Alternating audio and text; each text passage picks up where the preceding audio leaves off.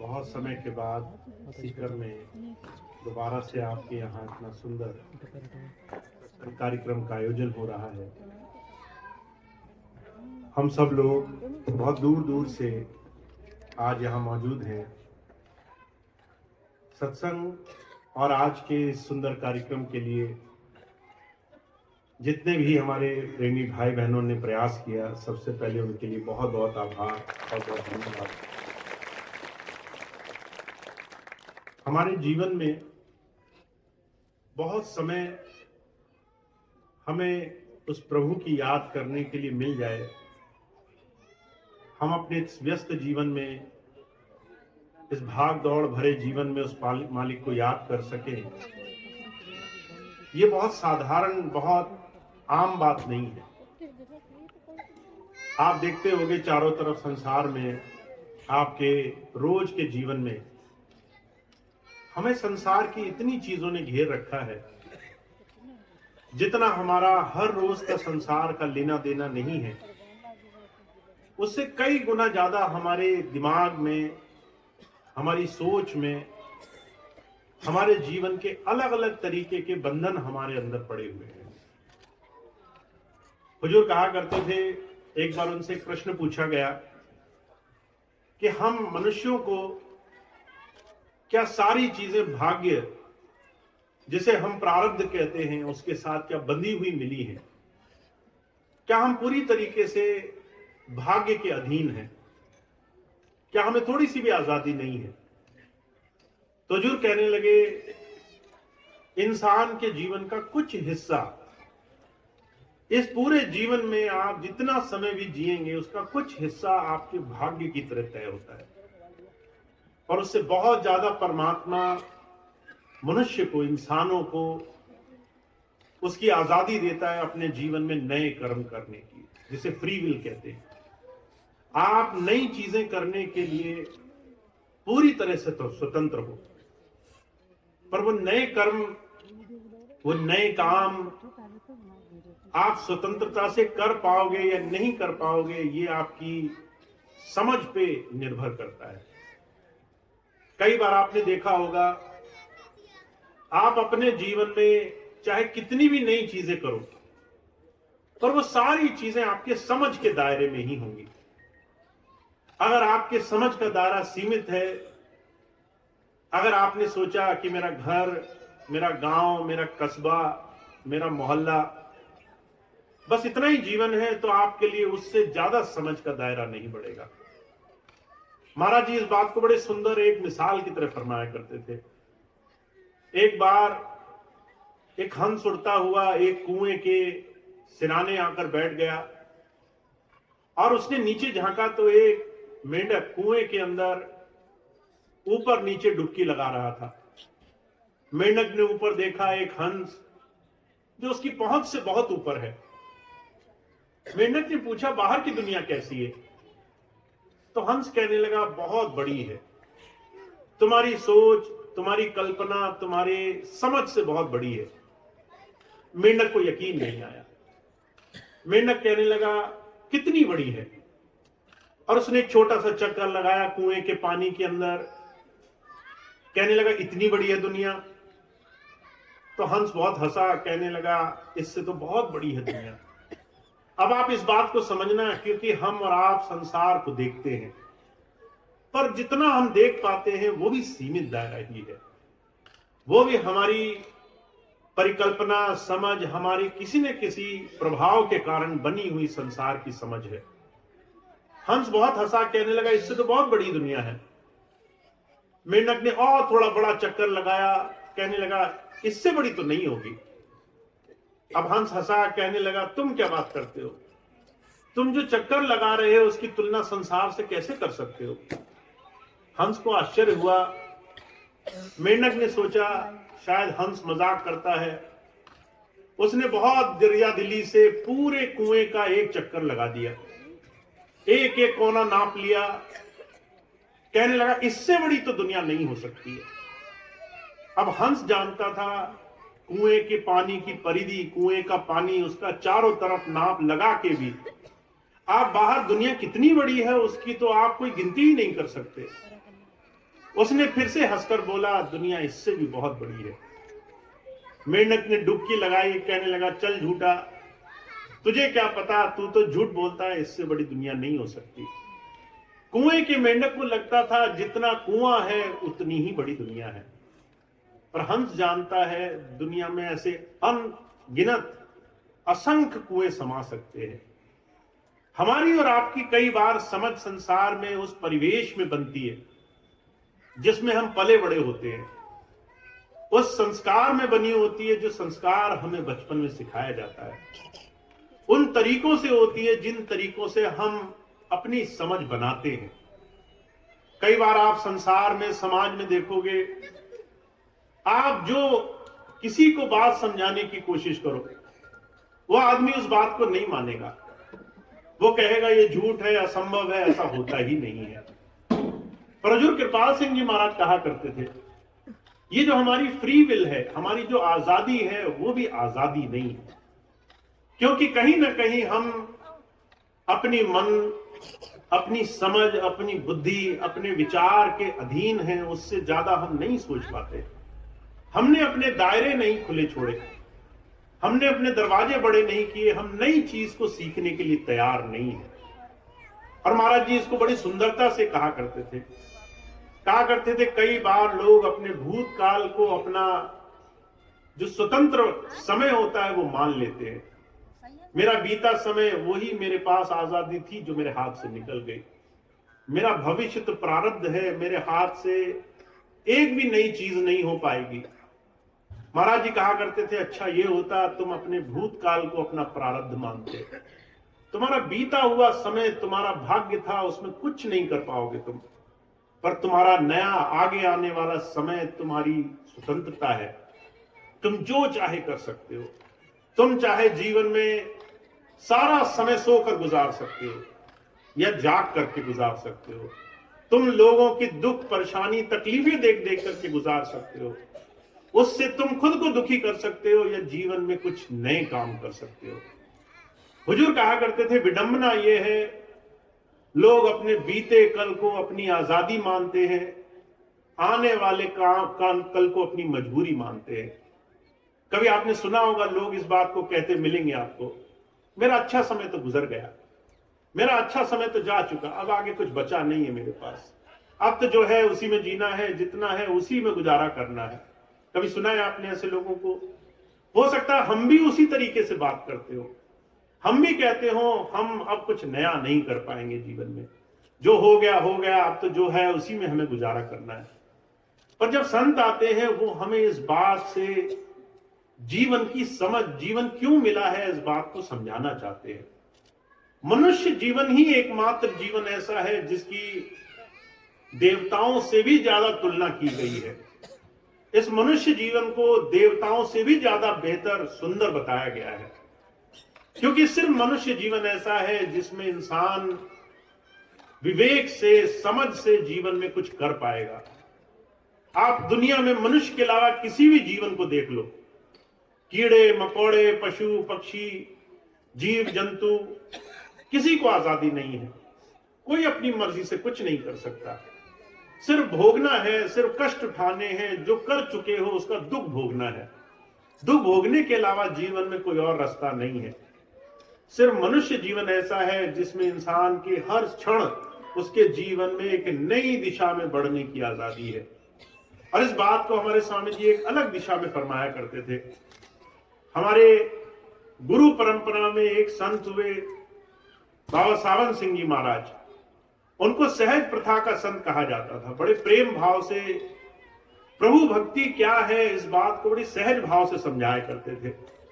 एक बार वो कहीं जा रहे थे, ट्रेन में बैठे, फ्रंटियल मेल से कहीं जा रहे थे, तो रास्ते में एक पठान ने उनको ऊंटनी पे बैठा हुआ, वो जो है ट्रेन को चलता हुआ देखता रहा।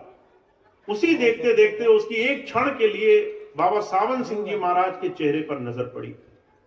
और जब नजर पड़ी तो उसने सिर्फ एक बात अपने मन में महसूस की कि वल्लाह ये शख्स, ये कितना नूरानी है, इसके चेहरे पर कितना तेज है, कितना प्रकाश है, कितना ये अपने चेहरे से आध्यात्मिक मालूम पड़ता है। एक क्षण के लिए उसके मन में भाव पैदा हुआ और उसके बाद वो अपने आगे काम पे चल गया, पर उसे समय समय पर वो चेहरा, वो तस्वीर याद आती रही। जब उसका अंत समय आया तो उसको बाबा सावन सिंह जी महाराज के दर्शन हुए। वह आस पड़ोसियों को बुला बुला करके पूछा करता था, मुझे कोई सरदार जी की शक्ल दिखाई देती है। बार बार वो कहते हैं तुम्हें लेने के लिए आया हूं। और वो आसपास के सत्संगियों से पूछा करता था, तुम ऐसे किसी सरदार को जानते हो क्या? किसी ने कहा, तस्वीर दिखाई, तो वो पठान कहने लगा, हाँ यही है जो बार बार मुझे दर्शन देते हैं। जब वो बाबा जी के दर्शन करते करते शरीर पूरा कर गया, उसका अंत समय आया, तो जो है एक सत्संगी को बड़ा इस बात का अचरज हुआ, आश्चर्य हुआ। इसने कभी नाम नहीं लिया, ये इस्लाम धर्म को मानने वाला, ये ईश्वर को नहीं मानने वाला, इसको बाबा जी दर्शन कैसे दे गए? जब उस सत्संगी को अचरज हुआ, वो ब्यास डेरे गया, बाबा सावन सिंह जी महाराज से उसने पूछा कि महाराज, एक गैर सत्संगी को आपके दर्शन कैसे हुए? दर्शन हुए तो उसको आप कैसे लेने आ गए? तो महाराज जी कहा करते थे, नए कर्म में, किसी भी एक छोटे से कर्म में अगर हम एक शुभ कर्म कर जाएं, अगर हमारा ध्यान उस प्रभु के साथ एक क्षण के लिए जुड़ जाए, वो एक क्षण हमारे जीवन को बदलने के लिए काफी है। दुनिया में चाहे जितने भी काम आपने किए हों, पर अगर जिस क्षण से आपके जीवन में बदलाव की उम्मीद आ गई, वो क्षण से आपका जीवन बदल सकता है, उस क्षण से आपके जीवन में चमत्कार हो सकता है। इसलिए कबीर साहब एक बात कहा करते थे, राम नाम हृदय पड़ा, भया पाप का नाश, जैसे चिंगिया की पड़ी पुरानी घास। अगर घास का ढेर हो, चाहे वो पूरे खेत में भरा हो, चाहे खेत पूरा घास से भरा दिखाई देता हो, उसको जलाने के लिए माचिस की एक जलती हुई तीली काफी है, एक चिंगारी काफी है उस घास के ढेर को राख करने के लिए। एक छोटी सी चिंगारी बड़े से बड़े पहाड़ जैसे राख के ढेर को, घास के ढेर को राख कर सकती है। ऐसे एक छोटा सा उस प्रभु की दया का एक छोटा सा कण, एक छोटा सा उसकी दया का एक छोटा सा प्रभाव हमारे जीवन में अनगिनत जन्मों जन्मांतरों के कर्मों का नाश करने के लिए काफी है। हुजूर कहा करते थे, ये आपके नए कर्म का प्रभाव है। अगर आप पहले ही तरीके से चलते चले आए, अगर आप पहले ही की तरह से सारे काम करते रहे, तो जीवन में कुछ नया नहीं प्राप्त होगा। इसलिए जितने भी संत आए संसार में, उन्होंने हमें और आपको एक बात समझाने की कोशिश करी है। उन्होंने कहा है, अगर तुम पुराने तरीके से जीवन जीते रहे तो तुम्हें नए बड़े बड़े जीवन की सफलताएं नहीं मिलेंगी। अगर तुम अपने बच्चे को स्कूल भेजकर पहले दर्जे में तुमने दाखिल करा दिया और उस बच्चे से ये उम्मीद करो कि वो 12वें दर्जे का एग्जाम हल कर ले, तो तुम्हारे सोचने से कुछ नहीं होगा। तुमने उसका दर्जा नहीं ऊपर बढ़ाया है, वो अभी छोटा है, वो अभी बड़े बड़े एग्जाम पास नहीं कर पाएगा। हुजूर कहा करते थे, उसे अपना समय, अपना जीवन लगा करके अपने आप को उस काबिल बनाना पड़ेगा। ऐसे हम जब जीवन में कुछ पाना चाहते हैं, चाहे वो सुख हो, समृद्धि हो, चाहे जीवन में हमारे संतोष हो, हम जीवन में जो कुछ भी पाना चाहते हैं, वो पाने के लिए हमें अपना आयाम बदलना पड़ता है। जहां आज है उससे अपने जीवन को बदलना पड़ेगा, उससे अपने जीवन को निखारना पड़ेगा। अगर आप हर रोज वही काम करते हो, आप सुबह उठे और रात सोने तक आप 24 घंटे दुनिया की चिंताओं में मगन हो, आपको छोटी छोटी चीजें परेशान कर रही हैं, आपको लोगों से तकलीफ है, आपको धन, कारोबार, पैसा, मान, समृद्धि, इन चीजों की चिंताएं सता रही हैं। अगर आप एक क्षण भी अपने जीवन में इन चीजों से हटने का तरीका नहीं ढूंढ पा रहे, तो जो कहा करते थे, जितने भी लोग वही पुराने ढर्रे पर जीवन जीते हैं, उन्हें नई चीजें नहीं प्राप्त होती, उन्हें जीवन में नई सफलताएं नहीं प्राप्त होती। तो गुरु सब भी संसार में आए तो ये बात हमें समझाना चाहते हैं। तुम पहले अपने हृदय पर हाथ रखो और अपने आप से पूछो, तुम क्या पाना चाहते हो। अगर तुम्हारे जीवन में तुम्हें किसी बड़ी चीज की आशा है, तो तुम्हें अपने पुराने तरीकों में भी कुछ बदलाव करना है, अपना समय कुछ नए तरीके से खर्च करना है, नए तरीके से अपने जीवन को जीने वाला बनना है। मुझे बड़ी सुंदर एक घटना याद आती है। महाराज जी कई बार एक मिसाल दिया करते थे। लैला मजनू दो प्रेमी हुए जिनके किस्से आज के जगत में बहुत कई बार सुनाए जाते हैं।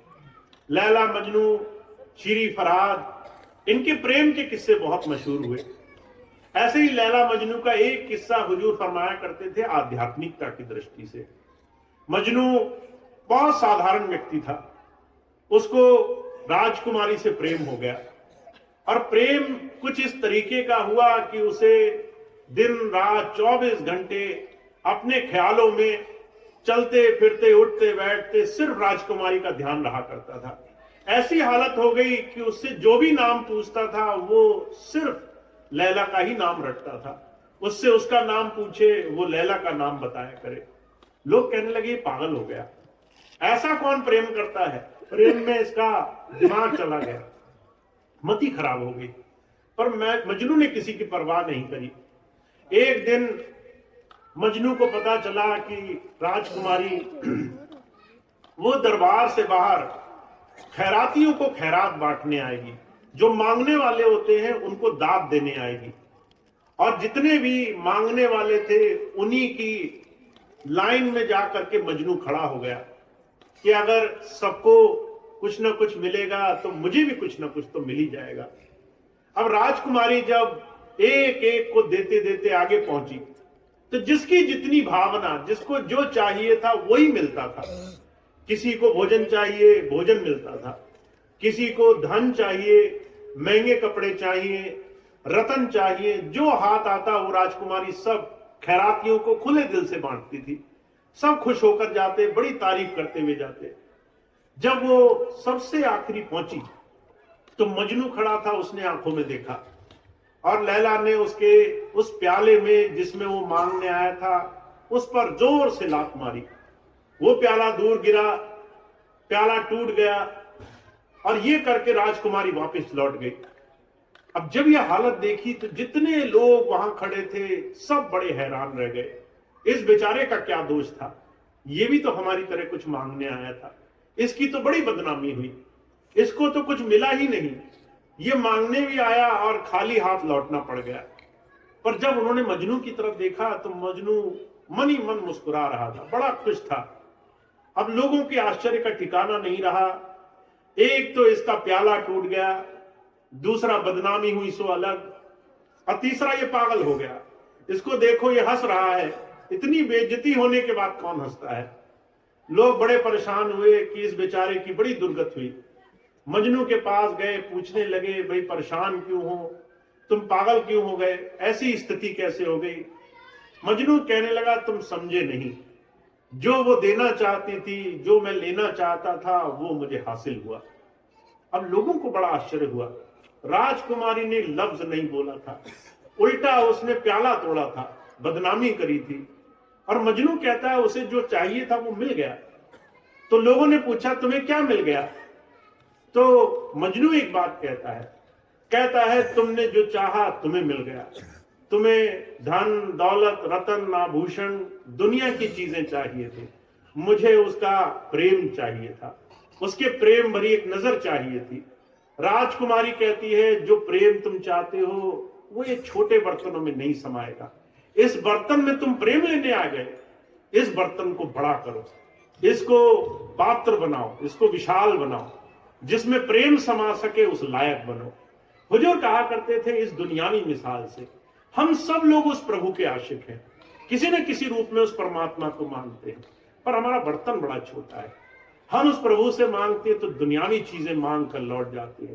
कभी कहते हैं हमारे पेट का दर्द ठीक हो जाए, कभी कहते हैं हमारे बच्चे पढ़ लिख जाए, कभी कहते हैं हमारी बीमारी ठीक हो जाए, हमारा घर ठीक हो जाए। अभी मैं एक छोटी सी घटना आपको सुनाता हूं। एक बहन आई मेरे पास, कहने लगी मैं बहुत समय से सरकारी नौकरी मिल जाए इसकी कोशिश कर रही हूं, मैं आपको एक प्रार्थना करना चाहती हूं। मैंने कहा क्या बात है। कहने लगी अगर मेरी सरकारी नौकरी आप लगवा दो दया करके तो पहले महीने की तनख्वाह मैं आपको दूंगी, पहले महीने की तनख्वाह आपको मैं दूंगी। मैंने कहा अगर मैं तुम्हारी सरकारी नौकरी लगवा सकता हूं जिससे तुम्हें सारा जीवन सरकारी तनख्वाह पर तुम्हारा जीवन गुजारा होगा, तो 1 महीने की तनख्वाह से मेरा क्या गुजारा होगा?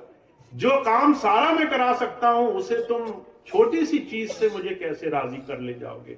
मांगने का तरीका अगर भौतिक हो तो परमात्मा राजी नहीं होता, परमात्मा उससे खुश नहीं होता। हुजूर बड़ी सुंदर एक मिसाल फरमाया करते थे, आपने भी देखा होगा, छोटा सा बच्चा होता है, बड़ा रोता है, जिद करता है, बहुत कहता है मुझे बिस्कुट दे दो।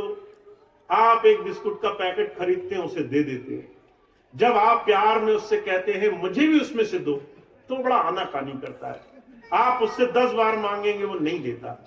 आप उसको बहुत प्यार से फुसलाने की कोशिश करेंगे, वो हर बार ना नुकर करता है। जब आप बहुत उससे कहेंगे तो अपना वो पैकेट खोलेगा, एक बिस्कुट निकालेगा, एक कोना तोड़ेगा और वो कोना आपको दे करके उपकार जताएगा, मैंने तुम्हें देखो कुछ खाने को दिया। आप जानते हो उस बच्चे की क्षमता नहीं है कि वो कुछ दे सके, उसने आपसे ही पाया है, आप ही का दिया हुआ आपको देने में वो इतनी झिझक कर रहा है, इतना मांगने पे भी उपकार जता रहा है कि मैंने दिया, अब तुम इससे आनंद मनाओ। हुजूर कहा करते थे ऐसी हालत तुम्हारी हमारी है, हम उसी प्रभु का दिया हुआ, उसी परमात्मा का बख्शा हुआ उसको दे करके उपकार जताते हैं। हम कहते हैं प्रभु तुम हमें ये दो, हम तुम्हें इसमें से इतना देंगे, तुम्हें जीवन में बहुत कुछ मिल जाएगा। तो जो कहा करते थे पात्र बड़ा छोटा है, हम देने योग्य जब तक अपने आप को मानते हैं तब तक हम संसार में उस प्रभु से कुछ मांग नहीं पाते, उस परमात्मा से मांगने का तरीका हमें नहीं आता, हम उससे कभी भी नहीं मांग सकते हैं। जब भी तुम सौदेबाजी करोगे इसके बदले ये दूंगा, तब तब हाथ खाली जाएंगे, क्योंकि तुम्हारे पास कुछ अपना होगा तभी तो उसे कुछ दे पाओगे। हुजूर कहा करते थे कि नंगे ही आवन नंगे जावन ये है रचनाबाजी। हम जब संसार में आए खाली हाथ आए थे, और अगर आप किसी को संसार से जाते हुए देखना कभी, तो जो शरीर पे कफन पहनाया जाता है उसमें जेब नहीं लगाई जाती, वो उसमें एक फूटी पाई भी साथ नहीं ले जा पाता, जो होता है वो भी सब परिवार वाले यही जो खींच लेते हैं। अगर शरीर पे कपड़ा भी अच्छा पहना होगा तो वो भी उतार लेते हैं, कहते इसकी भी जरूरत नहीं रही, इसको एक सस्ता सा कपड़ा पहना दो, इससे ज्यादा इसकी कोई अस्तित्व नहीं है इसका। हुजूर कहा करते थे इस सच्चाई को संत हमें और आपको दिखाना चाहता है। जब तुम आए खाली हाथ आए, जब तुम जाओगे खाली हाथ जाओगे। अगर तुम्हें यह बात समझ में आ जाए कि तुम्हारे हाथ हमेशा से खाली थे, ये सौदेबाजी तो तुम्हारी प्रभु से लगी हुई है, यही तुम्हारे नुकसान का कारण है, तो तुम्हें इस संसार में उस प्रभु से जुड़ने का तरीका आ जाए। तो संत आते हैं, वो कहते हैं प्रभु से मांगने का तरीका, कभी भी संसार से, दुनिया की उपलब्धियां, दुनिया की बड़ी बड़ी चीजों से उसके साथ सौदेबाजी करने का तरीका नहीं होता, उसकी शरणागत होने का तरीका होता है। तुम उसके शरण में पहुंचने वाले बनो, तुम उसको जो कुछ भी मानते हो उन सारी चीजों को भूल भुला करके अपने आप को नतमस्तक करने वाले बनो, उससे सिर्फ उसी को मांगने वाले बनो, उसकी याद अपने हृदय में आ सके, बस इतना प्रेम भाव लाने वाले बनो। तो हमारे जीवन में हम जिस रास्ते पर लगे हुए हैं, महाराज जी कहा करते थे वो तभी प्राप्त होगा जब तुम आज का जीवन बदलोगे। क्योंकि अगर तुम्हें आज के जीवन से कुछ मिल रहा होता, अगर मैं आपसे कहूं आज जो जीवन जी रहे हो उसमें तो बड़ा सुकून होगा आपको, अब और तो कुछ बाकी नहीं रहा। अगर कल आपके जीवन का आखिरी दिन हो, परमात्मा कहे कि चलो बुलावा आ गया, कल चलना है वापस, तो क्या तुम राजी होगे? क्या तुम कहोगे कि हाँ प्रभु मैंने सब कर लिया, अब कुछ करना शेष नहीं रहा, मुझे सारी चीजों से अब छुटकारा पाने की चाह रह गई? अगर तुम राजी होगे तो मान लिया जाए कि तुम आज अपने जीवन से राजी हो, खुश हो, तुमने अपने जीवन में जो किया उसका तुम्हें जो परिणाम मिला उससे संतुष्ट हो। पर मुझे एक भी ऐसा नहीं मिला जो कहता हो मेरा जीवन पूरा हो गया, मेरे जीवन में जो मैं आज हूं वो पर्याप्त है मेरे लिए। मुझे बड़ी सुंदर एक घटना याद आती है। एक बार स्वामी जी के पास एक बूढ़ी माता गई, कहने लगी स्वामी जी मेरे को दूसरा जन्म देना, मैं इस जीवन से संतुष्ट नहीं हूं, सारा जीवन मैंने सबके लिए किया पर पलट कर किसी ने मेरे लिए कुछ नहीं किया, ना मैं परिवार से राजी हूं, बच्चों ने कभी मेरा मान नहीं रखा, मैं कभी घर से राजी नहीं हुई, बहुत किया मैंने, किसी ने पलट कर एक बार धन्यवाद तक नहीं किया, मैंने सबके लिए किया, कहीं से मुझे कुछ नहीं मिला, 2 घड़ी सुकून नहीं मिला, ये जीवन बेकार है, सब दुखी दुख भरे हुए हैं, मुझे अगला जीवन देना, अच्छा जीवन देना। स्वामी जी बहुत हंसे।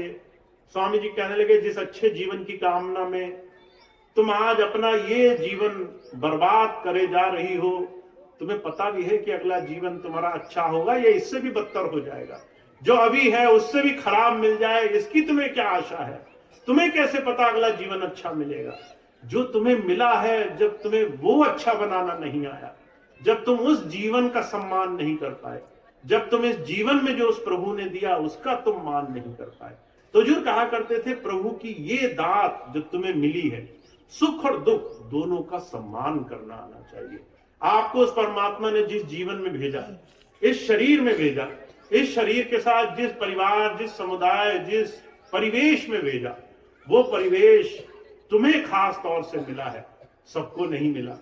अर्जुन कहा करते थे, अगर तुम्हें मिला है तो तुम्हें इस शरीर में, इस परिवेश को, इसमें अपने जीवन से तुम क्या बना सकते हो, ये काम करने के लिए तुम्हें भेजा गया है।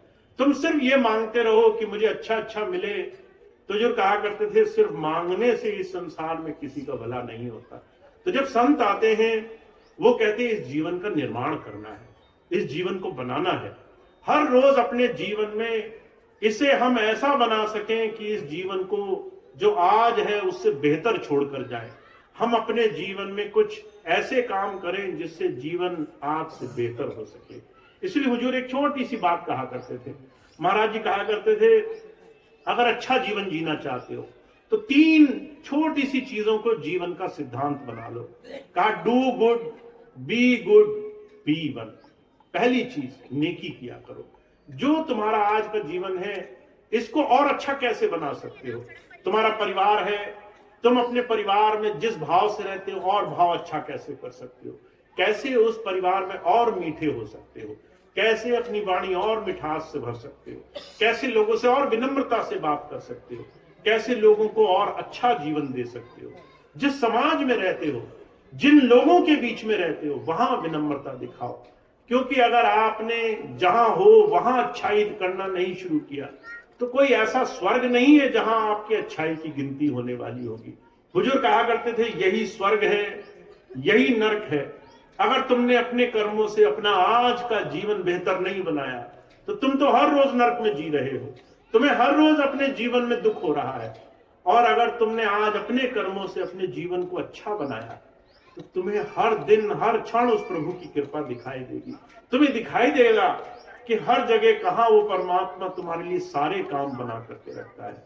तो जब जब संत आते हैं, कहते हैं इसी जीवन को अच्छा बनाना है, इस जीवन को उस प्रभु की कृपा मान करके जियो, हर सांस उसकी कृपा मान कर जियो, एक सांस भी बर्बाद ना जाने दो।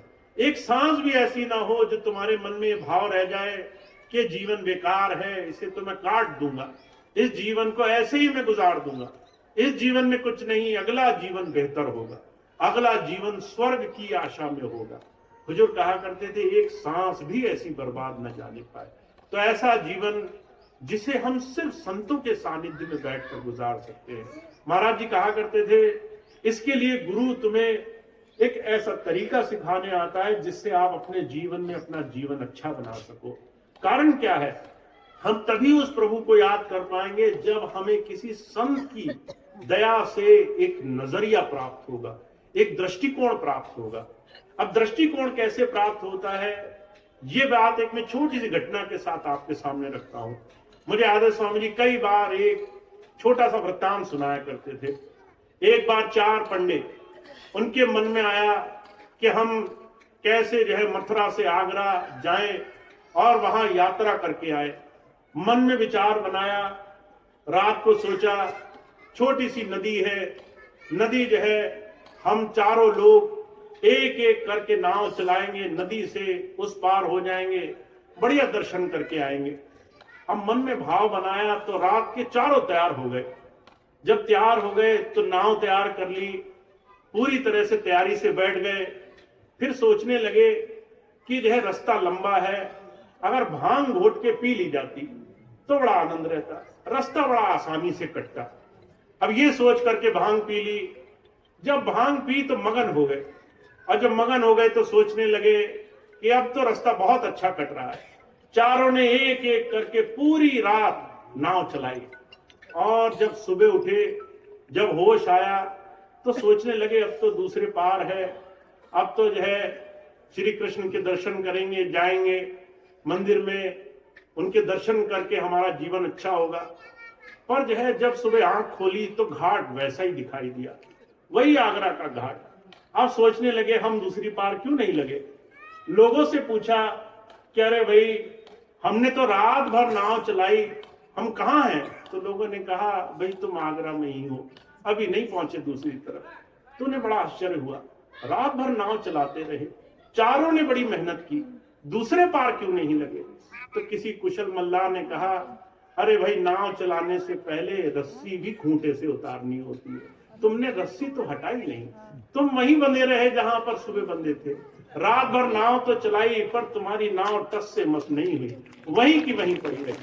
वो जो कहा करते थे हम भी बड़ी नाव चला रहे हैं, दिन रात खूब दौड़ लगा रहे हैं, पर हमारी रस्सी तो अभी ढीली नहीं हुई, हमारी रस्सी वहीं की वहीं बंधी है, हम वहीं के वहीं खड़े हैं, हर रोज मेहनत करते हैं और हर रोज कहते हैं आज का जीवन अच्छा नहीं गुजरा, अगला दिन अच्छा गुजरेगा।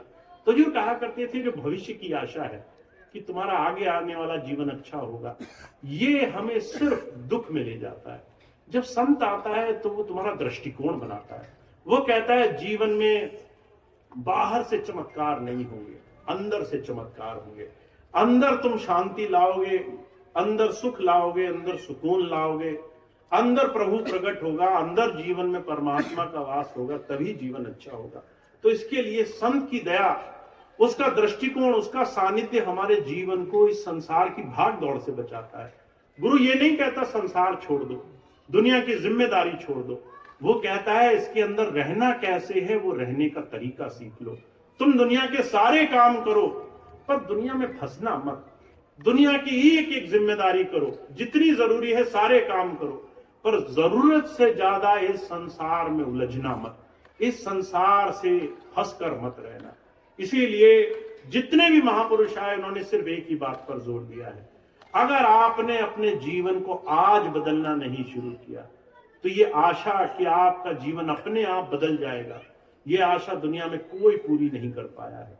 तो अगर आप चाहते हैं आपका आज का निजी जीवन, व्यक्तिगत तौर पे, मैं अगर किसी बंद कमरे में बैठा हूं और मैं अपने जीवन में सोचता हूं मेरा जीवन अच्छा कैसे होगा, तो आपको किसी संत की दया दृष्टि से समझना पड़ेगा, हर रोज अपने जीवन में एक एक करके अपने जीवन को सही दिशा में बढ़ाते चलो, हर रोज जतन करो, हर रोज जीवन को ऐसा बनाओ जिससे आप अपने जीवन में अपने सही साधन की तरफ बढ़ो। तो जो कहा करते थे अगर आप कुछ करोगे तो आपको कुछ मिलेगा, और अगर आप कुछ करोगे नहीं, सिर्फ सारी रात भांग पीट करके नाव चलाते रहोगे, तो जो है दूसरे पार नहीं लगोगे, दूसरी पार जाने का अवसर नहीं मिलेगा। तो हमें अपने जीवन में अगर कुछ पाना है तो हमें अपने जीवन में किसी संत का सानिध्य चाहिए, किसी संत से हमें अपने जीवन को बदलने का तरीका चाहिए, उस बदलाव की तरफ हर रोज हम चलें, ऐसा दृढ़ संकल्प चाहिए। तो हमारे स्वामी जी महाराज यही बात कहते हैं, आप तभी अपने जीवन को सफल कर पाओगे जब आप अपने जीवन की जिम्मेदारी अपने ऊपर लोगे। पहले खुद अपने जीवन को सुंदर बनाने के लिए प्रयास किया करोगे, अपने जीवन में सही दिशा में आगे बढ़ोगे।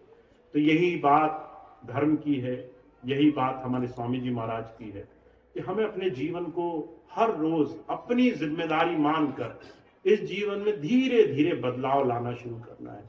छोटा सा बदलाव बहुत बड़े बड़े चमत्कार करता है। महाराज जी कहा करते थे अगर 1 इंच भर का अगर नाव आप चलाते हो, अगर गाड़ी आप चलाते हो, अगर आप एक दिशा से दूसरी तरफ जाते हो, अगर 1 इंच का हर क्षण आप अपने लक्ष्य से थोड़ा सा परिवर्तन करते जाओ तो आपका लक्ष्य बदल जाएगा। आप अगर कहो कि मुझे यहां से दिल्ली जाना है और हर रोज थोड़ा थोड़ा अपनी दिशा बदलते जाओ, आप दिल्ली से किसी दूसरी ऐसी दिशा पहुंच जाओगे जहां पर आपका जीवन आपकी सही और अच्छी जगह आपको ले जाने वाला बनेगा। एक छोटे से परिवर्तन से एक काम हो सकता है। ये परिवर्तन जीवन है। इस परिवर्तन को जिसने अपना लिया वही धर्म को समझ पाया, वही उस प्रभु जी की भक्ति कर पाया, वही ईश्वर को सच्ची भक्ति से, सच्चे प्रेम से बना पाया। जिसने परिवर्तन नहीं किया, जो बैठा रहा, वो जो है आस्था में बैठा रहा, वो अपने जीवन में कुछ चमत्कार नहीं कर पाया है।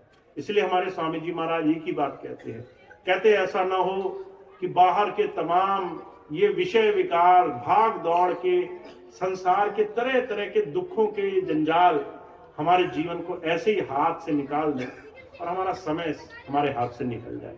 इस समय को, इस सांसों को आपको जीवन में बनाने का तरीका आना चाहिए। तो ये हम अपने जीवन में बनाएं, इस दिशा में बढ़ें, तभी सत्संग सार्थक है। तो इतनी बात स्वामी जी की है जो मैंने आज आपकी सेवा में रखी। आप इसका खूब खूब लाभ उठाया करें, खूब खूब अपने जीवन में दिशा से जुड़ें। अब इससे आप कैसे जुड़ेंगे, इसका एक छोटा सा बहुत ही सुंदर, बहुत ही जरूरी हिस्सा है कि आपको सत्संग मिला करे। मैं आपको एक छोटी सी बात बताऊं। अभी आप यहां से बाहर निकलेंगे और मुश्किल से 10 कदम चलेंगे, अचानक आपको कोई बाहर दुनिया का आदमी मिलेगा और वो आपको कोई ऐसी बात बताएगा जिससे फौरन हमारा दुनिया की तरफ मन चला जाएगा। कोई कहेगा तुम्हें पता है तुम्हारे पड़ोसी ने तुम्हारे लिए ये बुरा कर दिया, तुम्हें पता है किसी ने तुम्हारे लिए ये गलत कर दिया, कोई तुम्हारे पीठ पीछे ऐसे गाली दे रहा था। एक क्षण नहीं लगेगा मन को दुनिया में भटकने में। इसको कुसंगत कहा गया है। ये कुसंगत 24 घंटे चल रही है। ऐसे में अगर सत्संग आप कभी कभी करो, महीने में, 6 महीने में, तो जो कहा करते थे एक तरफ, पूरी तरफ, चारों तरफ कालिक भरी हो और वहां थोड़ा सा ही एक सफेदी का अंश हो, वो भी कभी कभी, तो जो है वो कालिक की ही तरफ, वो बुराई ही की तरफ हमारा ध्यान खींचा रहता है। तो हमें सिर्फ प्रयास इतना करना है कि अगर संसार पूरी तरह से जागरूक है संसार की चर्चाओं में, तो हमें ज्यादा से ज्यादा सत्संग कैसे मिले। जितना आप सत्संग से जुड़ पाओगे, जितना मन सत्संग से जुड़ पाएगा, उतना ज्यादा जीवन में बदलाव आएगा। तो आपको सत्संग मिले, हर सप्ताह मिले, ज्यादा से ज्यादा मिले, इसका प्रयास करना है। और हम, महाराज जी कहा करते थे, अगर हमने खुद अपने जीवन में बदलाव लाना शुरू किया तो ही हम किसी को सही चीज बता पाएंगे। मुझे बड़ी सुंदर एक बात याद है। महाराज जी एक बात कहा करते थे, कई बार माता पिता वो अपने बच्चों को बहुत अच्छा कुछ सिखाना चाहते हैं, और जब वो अच्छा सिखाना चाहते हैं तो उन्हें लगता है कि हम जो कहेंगे उससे बच्चे के जीवन में प्रभाव आएगा, बदलाव आएगा। अब ऐसी छोटी सी चीज मुझे देखने को मिली। एक सत्संगी परिवार में से एक बच्चे ने मुझे पत्र लिखा, और उसने कहा कि भैया जी मेरा सत्संग में आने को दिल नहीं करता। मैंने कहा ऐसी क्या बात हुई। मैंने आगे पत्र पढ़ा तो पत्र में लिखा था, मेरे माता पिता कई वर्षों के नामदानी हैं, पर जो है वो छोटी छोटी बात पर लड़ जाते हैं, छोटी छोटी बात पर झगड़ा करते हैं, छोटी छोटी बात पर एक दूसरे को बहुत बुरी दृष्टि से देखते हैं, जैसे एक दूसरे के शत्रु हो। एक दूसरे के अंदर बुराई दिखाई देती है। कभी आपने देखा अगर कोई बाहर का आदमी लड़ने आ जाए तो उसकी आंखों में आपको स्नेह नहीं दिखाई देगा, प्रेम नहीं दिखाई देगा। वो बच्चा कहता है मुझे कई बार अपने जब माता पिता लड़ते दिखाई देते हैं तो मुझे उस वक्त एहसास ही नहीं होता कि एक दूसरे से प्रेम भी करते होंगे। मैं सोचता हूं अगर इतने साल गुरुजी से जुड़ने के बाद इनके अंदर प्रेम नहीं आया तो मेरे अंदर ही कैसे आ जाएगा। तो मैं निरुत्तर हो गया। मैंने कहा एक बच्चे ने कितनी ऊंची बात कही। उसने कहा कि आपने बच्चे को खूब अच्छा सिखाया होगा। कौन माता पिता है जो अपने बच्चे को अच्छा नहीं सिखाता। पर एक चीज जो महाराज जी कहा करते थे, संसार में सिखाना कुछ नहीं होता है। आप किसी को कुछ नहीं सिखा सकते हो, आप बस अपना आदर्श प्रस्तुत कर सकते हो। आप कितने अच्छे हो, आप अच्छे हो तो सामने वाला अपना अच्छाई सीख जाएगा। अगर आप स्वयं अच्छे नहीं हो और आप दूसरे को कहते हो अच्छे बनो, तो लोग वो कहेंगे पीठ पीछे जा करके कि हमें जो है ये गलत पाठ पढ़ा रहा है, खुद तो दूसरी दिशा में जा रहा है और हमें कहता है कि तुम दूसरी दिशा में चले जाओ। तो महाराज जी कहा करते थे इस संसार में कोई किसी को कुछ नहीं सिखा सकता है अगर वो खुद उन चीजों को खुद अमल करके नहीं देखता है। तो हमारे जीवन में हमारा आचरण, स्वभाव, हमारा व्यक्तित्व, हम क्या हैं, यही सब कुछ है। और इसीलिए हुजूर कहा करते थे, मैं तुम्हें कहीं पहुंचाना नहीं चाहता हूं। ऐसा नहीं है कि परमात्मा आज से 100 साल बाद कहीं तुम्हें मिलेगा, पर ये जो यात्रा है भक्ति की, ये जो साधना का तुम्हारा हर रोज का ये परिश्रम है, ये हर रोज तुम्हें अच्छा बनाता जाएगा। तुम्हारे जीवन में तुम्हें कैसे अच्छाई को शामिल करना है, कैसे बुराइयों को अपने रोज के जीवन से हटाना है, क्रोध हटाना है, ईर्ष्या हटानी है, कैसे अपनी वाणी मीठी करनी है, कैसे अपने जीवन में किसी को विनम्रता से, सहनशीलता सीखनी है, कैसे धैर्य सीखना है, ये चीज तुम्हें मैं सिखा दूंगा। तो हमारे स्वामी जी महाराज एक बात कहते हैं, वही बात गोस्वामी जी ने, वही बात तुलसी साहब ने भी कही है। कहा, वर्षीकरण एक मंत्र है, तज दे वचन कठोर, तुलसी मीठे वचन से सुख उपजे चौर। कहते हैं, अगर आप वर्षीकरण मंत्र सीखना चाहते हो, वर्षीकरण मंत्र जानते हो क्या होता है? किसी को भी अपने वश में करने वाला महामंत्र। अब कौन ऐसा है जो कहेगा कि मुझे ये मंत्र नहीं आना चाहिए? हर एक आदमी चाहेगा, भाई मेरे पास ऐसा मंत्र तो जरूर होना चाहिए, मैं जिसको चाहे अपने काबू में कर लूं, जब चाहे जैसे चाहे मेरे हिसाब से लोग चले। और हुजूर कहा करते थे, बहुत आसान सा तरीका है। कहते अगर कोई कड़वी बात भी कहनी हो ना, तो मिठाई से कहो, मीठे होकर कहो, थोड़ा जबान में विनम्रता रखो। अगर तुमने विनम्रता से कोई बात कही तो तुम्हारी कड़वी बात भी लोग सुनकर उसका मर्म जान लेंगे, उसके पीछे तुम्हारा भाव जान लेंगे। और अगर तुमने अच्छी बात भी कड़वाहट से कही, ताना मारकर कही, अगर तुमने बहुत अच्छी बात कही पर तुम्हारे तरीका सही नहीं था, तो महाराज जी कहा करते थे, तुम्हारे 100% की बात भी लोग उसे बेकार जानकर छोड़ देंगे। तो तरीका बदलना होगा। अगर आपने तरीका नहीं बदला है, जीवन में स्वभाव नहीं बदला है, जीवन में अपना जीने का तरीका नहीं समझ में आया है, तो गुरु जी की बात नहीं समझे हो। तो गुरु जी आपको सिर्फ इतना समझाना चाहते हैं कि जीवन में अच्छाई बुराई तो चलती रहेगी, तुम क्या बनोगे ये ज्यादा मायने रखता है। तुम मनुष्यता सीखोगे या तुम सिर्फ अपने अंदर की सिर्फ गलत भावना निकाल करके ही जीवन जी पाओगे। तो हमारे स्वामी जी महाराज सिर्फ एक बात कहते हैं, आप अगर जीवन जीना चाहते हो तो ऐसे जियो कि आपके स्वभाव से, आपके आचरण से, आपके व्यक्तित्व से लोग आपसे प्रभावित होने लग जाए। और एक आखिरी बात मैं कहता हूं, अगर आपको देख करके किसी की आंखों में चमक आ गई तो समझ लीजिए आपने कुछ कमाया है।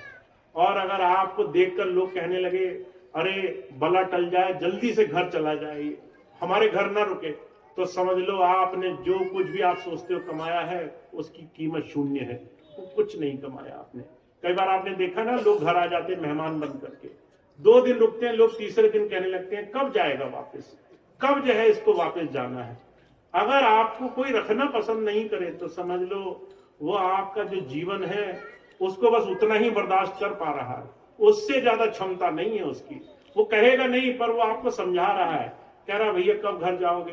तो जो कहा करते थे, तुम्हारा व्यक्तित्व लोगों को तुम्हें अपने पास बिठा करके, तुम्हारे नजदीक बैठकर उनकी आंखों में चमक होनी चाहिए कि ये इंसान, इसके पास बैठकर मुझे खुशी है, इसके पास बैठकर मैं कुछ सीखूंगा। तो हमारे महाराज जी कहते थे, ये हमें और आपको सीखना है, हम कैसे बन पाए। तो इसी का नाम भक्ति है। तुम अपना जीवन कैसा बना ले जाओगे। तो इतनी बात कह के मैं अपनी बात समाप्त करूंगा। आप इस बात को सीखें, इससे अपने आप को गुरु चरणों में जोड़ें। इससे ज्यादा सौभाग्य जीवन में किसी और चीज का नहीं है। तो इतनी बात स्वामी जी की है जो आज आपकी से। अब आज का कार्यक्रम समाप्त होगा, एक प्रार्थना होगी, उसके बाद आज का कार्यक्रम समाप्त होगा। मैं एक छोटी सी बात आपको बता दूं, हमारा ये जो सत्संग का कार्यक्रम है राजस्थान में कई बार थोड़े थोड़े समय पर लगता है, तीसरे महीने, चौथे महीने, पर हर रोज भारत में कहीं ना कहीं सत्संग होते हैं। उस सत्संग को अगर आप जानना चाहें, उससे जुड़ना चाहें, तो एक बहुत आसान सा तरीका है। इधर दाईं तरफ जो एक चित्र लगा है उसके नीचे एक बार कोड है जिसपे आप ऑनलाइन सत्संग की जो प्रणाली है, सत्संग का जो तरीका है, जो चैनल है, उससे जुड़ सकते हैं।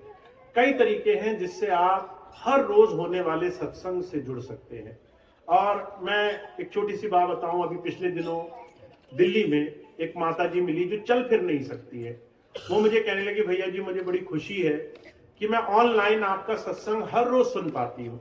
आज आप सीकर में हैं, कल आप फिरनौदा थे, कल आप जयपुर होंगे। अब मैं तो नहीं जा सकती इतनी दूर, पर हर रोज मुझे सत्संग मिल जाता है, हर रोज मुझे सीख मिल जाती है, हर रोज मैं समझ रही हूँ गुरुजी मुझसे क्या कहना चाहते हैं। तो ये एक बहुत सुंदर व्यवस्था है। आप चाहे बाहरी रूप में कभी भी गुरुजी से बहुत जल्दी ना मिल पाए, पर आप उनकी विचारधारा से जीवन में लाभ कमाते रह सकते हैं। तो उसके लिए बहुत आसान तरीका है। आपके पास अगर फोन है तो आप इस बार कोड को स्कैन करके जो ऑनलाइन सत्संग के चैनल हैं, जो भी चर्चाओं के, बहुत सारी सामाजिक चर्चाएं, बहुत सारी दूसरी चर्चाएं होती हैं, वो सारे चैनल से एक बार आप जुड़ जाएंगे। और अगर आप जुड़ गए तो आपको हर रोज जहां भी सत्संग होगा अपने आप संदेश आते रहेंगे कि आज का सत्संग आ गया, कल का सत्संग आ गया। आपको अपने आप वो आपके घर बैठे आपको संदेश आते रहेंगे कि आप सत्संग सुन सकते हैं, सत्संग उपलब्ध है। और आपको आसानी हो जाएगी जो भी गुरु की, जो भी संत मत की विचारधारा है उसको हर रोज अपने जीवन का हिस्सा बनाने की। तो आसान तरीका है, मेरे दाएं तरफ स्कैनर लगा है, जिन्होंने नहीं उस चीज से जुड़े हैं उससे जुड़ जाएंगे। जो आप इसको किसी को बताना चाहते हैं उसको बताएं।